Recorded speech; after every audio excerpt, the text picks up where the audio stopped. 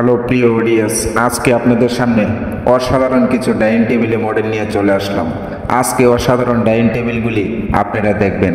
আপনাদের যদি dining table একটি বানাতে যদি ইচ্ছুক মনে করেন অথচ বানাতে চান, তাহলে আজকের ভিডিওটি একদম পারফেক্ট আপনার জন্য।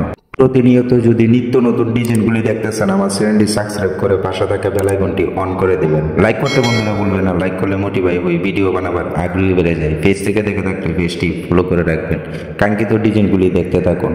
আপনাদের ঘর যদি সাজাতে হয় তাহলে আজকের ভিডিও থেকে একটি ডাইনিং টেবিল আপনারা চয়েস করে নিতে পারেন। অসাধারণ ডাইনিং টেবিলগুলি আজকে তুলে ধরলাম আপনাদের পাশে। আপনাদের চাহিদা মতো ডাইনিং টেবিলগুলি আপনারা বানাতে পারেন।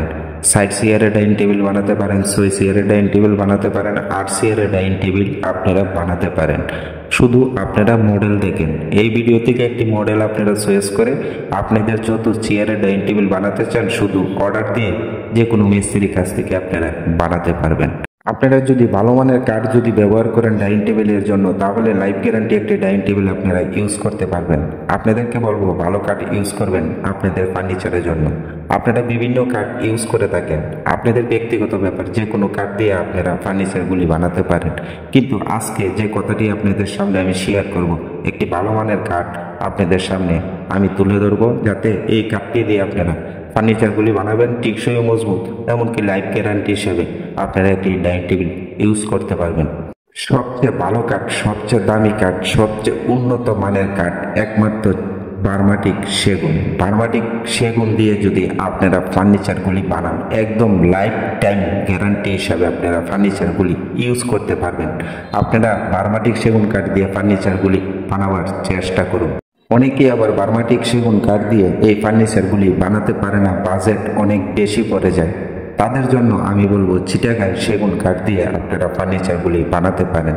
20-40 বছরে আপনাদের ফার্নিচার পোকামাকড়ে নষ্ট করতে পারবে না।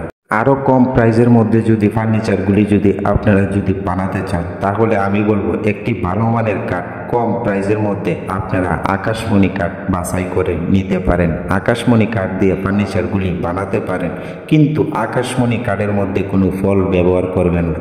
একদম ফল ছাড়া আকাশমণি কাঠ দিয়ে আপনারা ফার্নিচারগুলি বানান।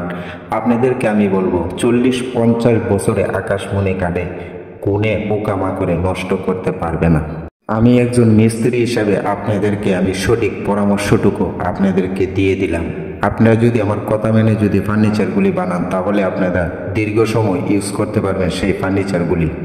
আপনারা যদি ফার্নিচার ডিজাইন যদি প্রতিনিয়ত দেখতে চান, তাহলে আমার চ্যানেলটি সাবস্ক্রাইব করে রাখবেন। ভালো থাকবেন, সুস্থ থাকবেন। দেখা হবে নতুন আরেকটি ভিডিওতে। ধন্যবাদ।